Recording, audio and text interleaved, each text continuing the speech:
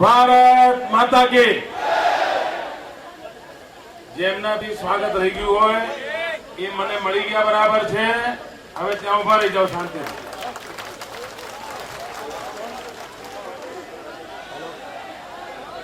ભાઈઓ બહેનો, એક વાતની નોંધ મારે આજે લેવી પડશે. લગભગ 40 વર્ષનું મારું જાહેર જીવન છે, પરંતુ ક્યારે કોઈ પોલિટિકલ પાર્ટી, કોઈ નેતા આ ભાદરવા મહિનાની આવી ગરમીમાં ક્યારે કોઈ શહેરમાં બપોરના સમયે કાર્યક્રમ કરવાનો વિચાર સુદ્ધા કરે? અસંભવ છે મિત્રો. અરે બપોરના સમયે પ્રેસ કોન્ફરન્સ કરવી હોય તો એ ના પાડી દે લોકો. એટલી ભયંકર ગરમી હોય છે, અને છતાંય આ ભાદરવા મહિનાની ચામડી ચીરી નાખે એવી ગરમીમાં જ્યાં મારી નજર પહોંચે માથા જ માથા છે.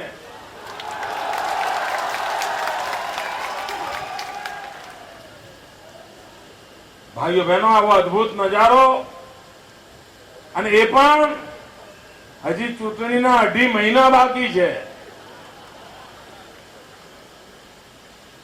અને તેમ છતાંય આ પ્રજાનો પ્રેમ એ ભાજપ માટે તો પ્રેમ છે જ, પરંતુ કોંગ્રેસ માટે, ગુજરાત વિરોધીઓ માટે ભારોભાર આક્રોશ પણ છે, ગુસ્સો પણ છે. ભાઈઓ બહેનો, 11 વર્ષ થયા મને એક દિવસ એવો ન ગયો હોય કે જ્યારે ગુજરાત વિરોધીઓએ ગુજરાતને હેરાન પરેશાન કરવાનો અવસર ન છોડ્યો હોય, કોઈ એવો મોકો ન ગયો હોય કે ગુજરાતને બદનામ કરવાની કોઈ નવી તરકીબ ન શોધવામાં આવી હોય. ભાઈઓ બહેનો, આઝાદીના 60 વર્ષમાં હિન્દુસ્તાનમાં જેટલા પણ મુખ્યમંત્રી થયા હશે, એ બધા મુખ્યમંત્રીઓ પર જેટલો જુલ્મ થયો હશે એના કરતા વધારે જુલ્મ મારા એકલા પર આ લોકોએ કર્યો છે. અને જેમ જેમ આ દિલ્હીની સલ્તનતનો જુલ્મ વધતો જાય છે, જેમ જેમ ગુજરાત વિરોધીઓના બેગબાગબાણ ઓર તીખા થતા જાય છે, એમ એમ આ ગુજરાતની જનતાનો પ્રેમ પણ વધતો જાય છે.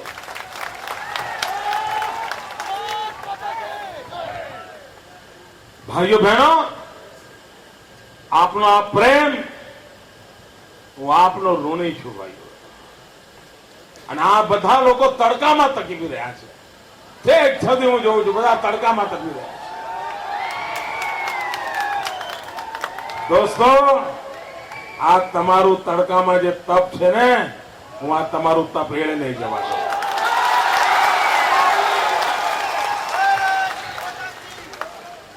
મિત્રો, આ તમારા પ્રેમે, આ તમારી લાગણીને ગુજરાતને નવી ઊંચાઈઓ પર લઈ જઈને વ્યાજ સાથે હું ચૂકતે કરી આપીશ.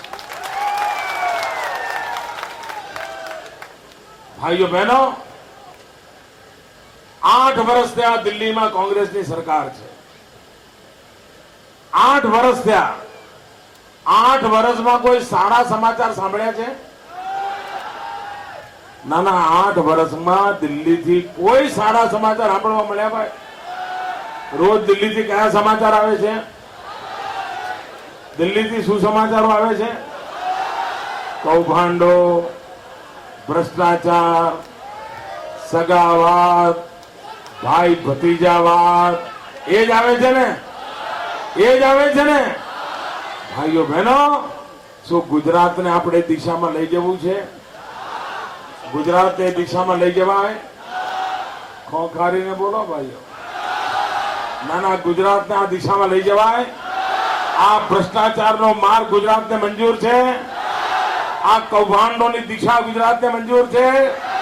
આ ભાઈ ભતીજાવાદ ગુજરાતને મંજૂર છે? આ દેશના ભાગલા પાડે એવી વાતો કરનારા લોકો ગુજરાતને મંજૂર છે? આ જાતિ જાતિ વચ્ચે ઝેર ફેલાવનારા લોકો એ ગુજરાતને મંજૂર છે? ભાઈઓ બહેનો, ગુજરાતને તો જોઈએ શાંતિ, એકતા અને ભાઈચારો.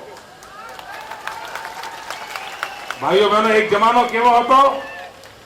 અમદાવાદ જવું હોય ને, અમદાવાદમાં કઈ લેવા માટે ઓર્ડરથી નિકોલથી જવું હોય તો ફોન કરીને પૂછવું પડે, કર્ફ્યુ તો નથી ને? અમદાવાદ એટલે એની ઓળખ જ હતી કર્ફ્યુ. ભાઈઓ બહેનો, 11 વર્ષથી આ કર્ફ્યુ ગયો કે ના ગયો? આ હુલ્લડો ગયા કે ના ગયા? આ છાસ વારે થતી ચક્કાબાજી ગઈ કે ના ગઈ? આ ગુંડાગર્દી ગઈ કે ના ગઈ? આ રિક્ષાઓ બાળવાનું બંધ થયું ના થયું? ભાઈઓ બહેનો, ગુજરાતના સામાન્ય માનવીને શાંતિ જોઈએ, એકતા જોઈએ, ભાઈચારો જોઈએ, અને આપે એ શાંતિ, એકતા, ભાઈચારાનો માર્ગ અપનાવ્યો છે.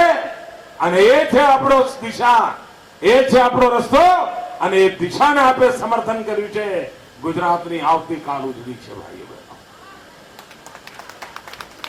ભાઈઓ બહેનો, હું આપને એક સવાલ પૂછવા માંગુ છું. મને ગઈકાલે સરકારમાં 11 વર્ષ પૂરા થઈ ગયા. ગઈકાલે મુખ્યમંત્રી તરીકે મારી વર્ષગાંઠ હતી.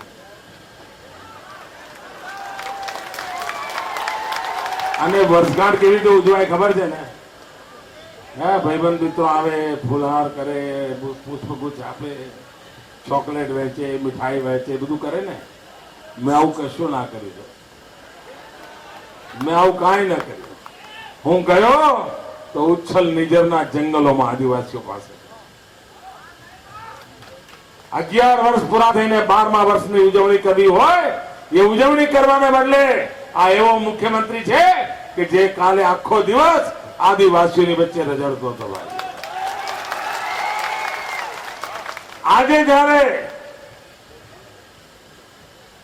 11 વર્ષ પૂરા કરીને 12મા વર્ષમાં પ્રવેશ કર્યો છે, ત્યારે હું આવી વિરાટ જનમેદનીને અને આ બધા સેંકડો મીડિયાવાળાની હાજરીમાં એક પ્રશ્ન પૂછવા માંગુ છું. જવાબ આપશો? બરાબર બરાબર ખખડીને આપશો કે ધીમો ધીમો આપશો? કાન ફાટી જાય એવો જવાબ જોઈએ મને. ભાઈઓ આપશો? ભાઈઓ બહેનો, 11 વર્ષની મારી સરકારની કામગીરીથી આપને સંતોષ છે? આપને સંતોષ છે? આપને સંતોષ છે? હું જે રોડ રસ્તાના કામ કરું છું એનાથી સંતોષ છે? આ શહેરી વિકાસના કામ કરું છું એના કારણે સંતોષ છે? આ ગેરકાયદેસર બાંધકામમાં મદદરૂપ થવાની કોશિશ કરી સંતોષ છે? આ અમદાવાદ મહાનગરને દુનિયાની નજરોમાં મોટું બનાવ્યું, આપને સંતોષ છે? આ કાંકરિયાનો વિકાસ કર્યો, આપને સંતોષ છે? આ રિવરફ્રન્ટ બનાવ્યો, આપને સંતોષ છે? આ ધૂળથી ભરેલી સાબરમતીમાં પાણી ભર્યું, આપને સંતોષ છે? ગુજરાતના વિદ્યાર્થીઓને ભણવા માટે 42 જેટલી યુનિવર્સિટી બનાવી, આપને સંતોષ છે? અરે કોઈ ગરીબ માનવી માંદો હોય તો મફતમાં 108 દોડાવું છું, એનાથી આપને સંતોષ છે? ખરેખર સંતોષ છે? ફરી એકવાર પૂછી લો, સંતોષ છે? ભાઈઓ બહેનો, તમને સંતોષ છે પણ મને નથી.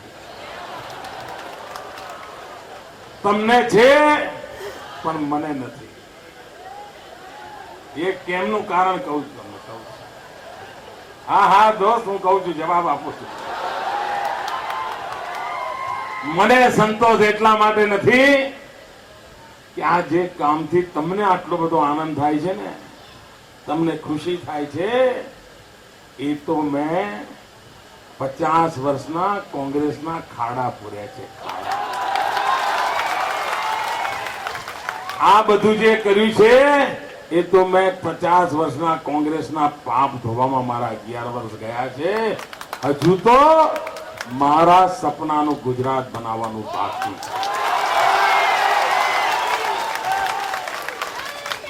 આ ખાડાપુર એનાથી તમને આટલો આનંદ હોય તો જે પળે દિવ્ય ભવ્ય ગુજરાતનું નિર્માણ શરૂ થશે ત્યારે મારા ગુજરાતના ભાઈઓ બહેનો આપના આનંદનો પાર નહીં હોય એવું આપને વિશ્વાસ આપે. આપને આનંદનો પાર નહીં હોય. અને હજુ 3 મહિના ખાડા પૂરવાનું કામ ચાલુ છે. થોડું હજુ બાકી છે. અને આ વખતે તો ડિસેમ્બર મહિનામાં મને તમારી મદદ ખાસ જોઈએ છે. બધું દાટ પૂરું જ કરી નાખો. એવું સાફા ચટ કરી નાખો, એવું સરખું કરી નાખો, જેટલું પુરાણ કરવું હોય કરી નાખો આ વખતે. અને પછી ભાઈઓ બહેનો 1 જાન્યુઆરી 2013 થી આપણે ભવ્ય દિવ્ય ગુજરાતના નિર્માણનો આરંભ કરવો છે.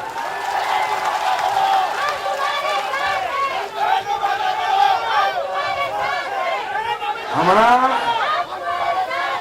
મેડમ સોનિયાબેન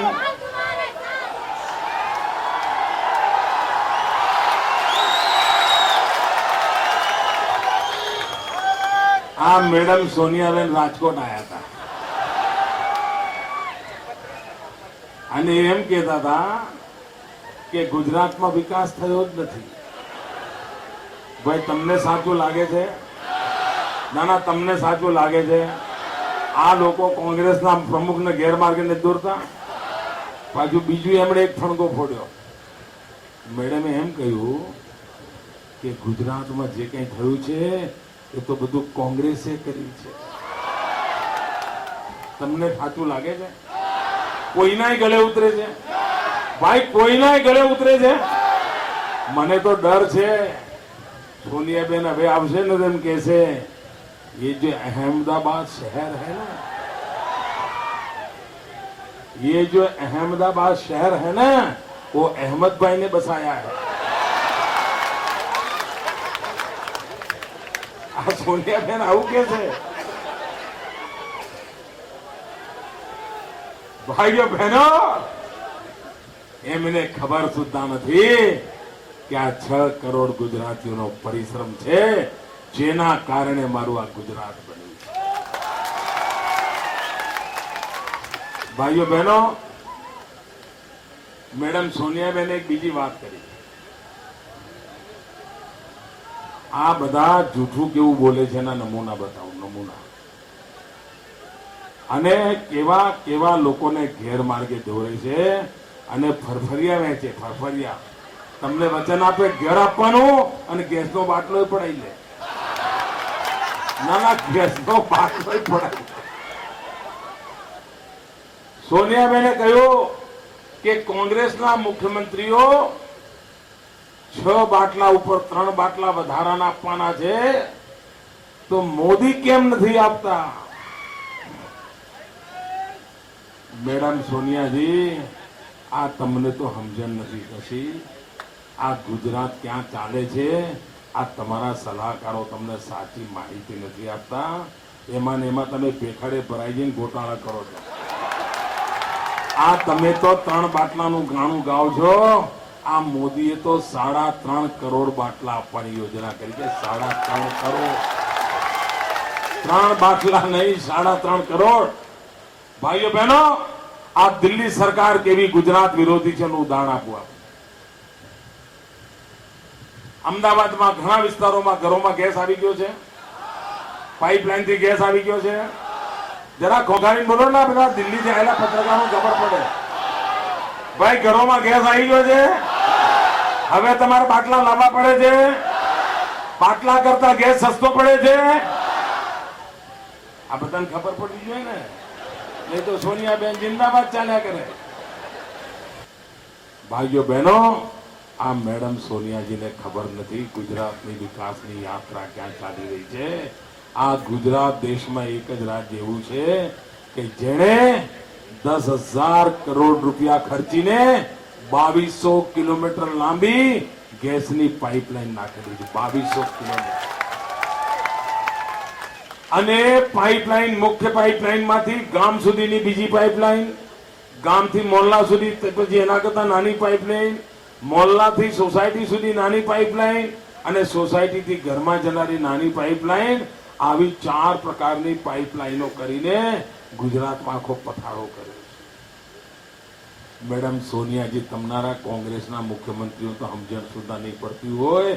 આ ગુજરાતમાં 300 ગામોમાં આજે પાઇપલાઇનથી ગેસ અપાય છે. પાઇપલાઇનથી 7 લાખ કુટુંબોમાં ગેસનો સિલિન્ડર લેવા લાઈનમાં નથી ઉભા રહેવા પડતો. તમારા દિલ્હીના ગેસના સિલિન્ડર કરતા આ મોદીની સરકાર રાંધવા માટે સસ્તો ગેસ આપે છે, પાઇપલાઇનથી આપે છે, 7 લાખ કુટુંબોમાં પહોંચાડે છે. અને અમે જે પાઇપલાઇનો નાખી છે એમાં 20 લાખ કુટુંબોમાં પાણી ગેસ પહોંચાડીએ એમ છીએ. 20 લાખ કુટુંબોમાં, આ 20 લાખ કુટુંબોમાં ગેસ પહોંચે તો 3.5 કરોડ બાટલા બચી જાય. 3.5 કરોડ બાટલા. એટલું જ નહીં, આ બાટલા દીઠ ભારત સરકારને જે સબસિડી આપવી પડે છે ને, લગભગ 12,000 કરોડ રૂપિયાની સબસિડી બચી જાય. દિલ્હીની તિજોરીમાં 12,000 કરોડ રૂપિયાની સબસિડી બચી જાય. અને એટલું જ નહીં, જે ગ્રાહક છે એને ગેસ સસ્તો મળે. અને તેમ છતાંય સોનિયાબેન, આ તમારા દિલ્હીના ગુજરાતના કોંગ્રેસના નેતાઓને ખબર પડી કે આ મોદી ઘેર ઘેર ગેસ આપવા માંડ્યો છે, ત્યારથી કોંગ્રેસ વાળાના પેટમાં તેલ રેડાનું છે. કારણ કે બહેનો બધી મોદી જિંદાબાદ બોલતી થઈ ગઈ. અને રસોડામાં એકવાર જિંદાબાદ ચાલુ થયું પછી કોઈનું ચાલે નહીં. આજે રસોડે રસોડે મોદી જિંદાબાદ ચાલે તો 100 વર્ષ સુધી કોંગ્રેસનો મેળ ન પડે. એટલે આ કોંગ્રેસનું ટોળું દિલ્હી ગયું. માતાજી, માતાજી, અમારી મદદ કરો, અમારી રક્ષા કરો. આ મોદીએ તો બધી બહેનોને એના પક્ષમાં કરી લીધી છે. આ ગેસની પાઇપલાઇનથી ગેસ આપે છે અને ઘેર ઘેર ચૂલામાં પ્રકાશ થાય છે અને મોદીનો જય જયકાર થાય છે. એટલે સાહેબ, દિલ્હીએ શું કર્યું ખબર છે? ભાઈઓ બહેનો, જાણવા જેવું છે. તમને આશ્ચર્ય થશે, 10,000 કરોડ રૂપિયા ખર્ચીને 2200 કિલોમીટર ગેસની લાઈન નાખી છે. 20 લાખ કુટુંબોને મારે ગેસ પહોંચાડવો છે. અને સોનિયાબેનની દિલ્હીની સરકારે ફરમાન બહાર પાડ્યું કે ગુજરાતને ગેસની પાઇપલાઇન નાખવાનો અધિકાર નથી. અરે ડૂબી મરો કોંગ્રેસના લોકો, ડૂબી મરો. તમે દેશના દુશ્મન છો, તમે ગરીબ માનવીના દુશ્મન છો. એમણે રોક લગાવી દીધી. ભાઈઓ બહેનો, ગેસની પાઇપલાઇન નાખવા માટે મારે સુપ્રીમ કોર્ટના દાર ખખડાવવા પડ્યા અને 2 વર્ષથી સુપ્રીમ કોર્ટમાં કેસ ચાલે છે. ગેસના બાટલાની ભારત સરકારના 12,000 કરોડ રૂપિયા બચે. ભારત સરકારના 3.5 કરોડ બાટલા બચે. ગુજરાતના ગરીબ માનવીને સસ્તો ગેસ મળે.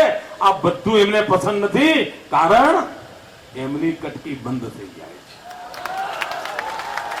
બાટલે બાટલે ચાલતી કટકીમાં એમને કોઈ રૂકાવટ છે, એટલા માટે આ પાપ કર્યું છે. ભાઈઓ બહેનો, આ જૂઠાણા સ્વીકારી શકાય? હવે હું કઈ બોલું તો પછી અકળાય છે કોંગ્રેસ વાળા. અમે મોદીને જોઈ લઈશું. તો જુઓ ને, આ ઉભા 12 વર્ષથી પ્રજાની વચ્ચે છું. કોંગ્રેસના મિત્રો જમાના જતા રહ્યા. અને કોંગ્રેસના લોકો લખી રાખો, અને દિલ્હીની સલ્તનત પણ લખી રાખે, એ જમાના જતા રહ્યા. તમે અમારા ગુજરાતને તકલીફ દાવ કરતા હતા. આલિયો માલિયો જમાલિયો જે આવે તકલીફ દાવ કરે. અને હું દિલ્હીને પડકાર કરું છું, ડોક્ટર મનમોહન સિંહજી, આવો મુકાબલો કરો મારી સાથે. આવો, વિકાસનો મુકાબલો કરો. તમે રોડ બનાવો, અમે રોડ બનાવીએ. તમે કેનાલ બનાવો, અમે કેનાલ બનાવીએ. તમે હોસ્પિટલ બનાવો, અમે હોસ્પિટલ બનાવીએ. અને જનતાને જોવા દો, જેનું કામ સારું હશે જનતા એનો સ્વીકાર કરશે. પણ એમણે વિકાસની સ્પર્ધા નથી કરવી. અને પાછા કોંગ્રેસ વાળા 90 વખત તમારા ઘરમાં આવે છે, દિશા બદલો. 90 વખત દિશા બદલો, દશા બદલો. આવું કરે છે ને? હવે મને કહો ભાઈ, હું તમને પૂછું, કે નડિયાદ કઈ દિશામાં, તો કેવી રીતે બતાવશો? આમ બતાવશો ને. નડિયાદ કઈ દિશામાં, આમ બતાવશો ને. મણિનગર કઈ દિશામાં, આમ બતાવશો ને. દિલ્હી કઈ દિશામાં, કોઈ આમ બતાવશો ભાઈ દિશા? ના ના, કોઈ આમ દિશા બતાવે ભાઈ. ઉપર જવાનું હોય તો દિશા કઈ બતાવે? આ કોંગ્રેસ વાળા તમને ઉપર જવાની દિશા બતાવે છે.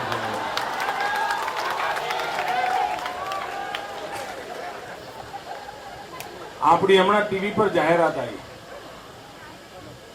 યાદ છે ને? હા, ટીવી પર આપણી જાહેરાત હતી, જોઈ ને? બોલો, થપ્પડ ટીવીમાં વાગતી હતી અને ચક્કર કોંગ્રેસના આવતા. ભાઈઓ બહેનો, આપણે સાયકલ ચોરીનું સાંભળ્યું છે? સાયકલ ચોરી થાય તો સાંભળ્યું છે ને? જરા જવાબ આપો તો ખબર પડે. સ્કૂટર ચોરી થાય સાંભળ્યું છે? કારની ચોરી થાય સાંભળ્યું છે? ટ્રેક્ટરની ચોરી થાય સાંભળ્યું છે? રૂપિયાની ચોરી થાય સાંભળ્યું છે? સોનાની ચોરી થાય સાંભળ્યું છે? હીરાની ચોરી થાય સાંભળ્યું છે? કોલસાની ચોરી થાય સાંભળ્યું છે? બોલો, કોઈ સાંભળ્યું છે? કોલસાની ચોરી થાય સાંભળ્યું છે? તમે કોઈ સાંભળ્યું છે કોલસાની ચોરી થાય? કોઈએ સાંભળ્યું છે? અરે, તમારા ઘરની બહાર કોલસાનો થેલો પડ્યો હોય ને તોય કોઈ હાથ ના લગાવે. આ દિલ્હીની સરકાર 2 લાખ કરોડના કોયલા ખાઈ ગઈ. બોલો, 2 લાખ કરોડ. શું આવા લોકોને ગુજરાતની અંદર પૈસા દેવાય? ભાઈઓ બહેનો, આવા લોકોને ગુજરાતની ગાદી સોંપાય? ભાઈઓ બહેનો, 11 વર્ષથી હું મુખ્યમંત્રી તરીકે નહીં, ગાંધીનગરમાં ચોકીદાર તરીકે બેઠો છું. ચોકીદાર તરીકે. અને ભાઈઓ બહેનો, જ્યાં સુધી હું ગાંધીનગરમાં છું, હું ગાંધીનગરની તિજોરી પર કોઈ પંજો નહીં પડવા દો. કોઈ પંજો નહીં. નિકોલના ભાઈઓ બહેનો, આપે ભવ્ય સ્વાગત કર્યું, સન્માન કર્યું, અને આવા ધૂમ ધકતા તાપમાં આપે તપશ્ચર્યા કરી. આપનો ખૂબ ખૂબ આભાર માનું છું. ભારત માતા કી, ભારત માતા કી.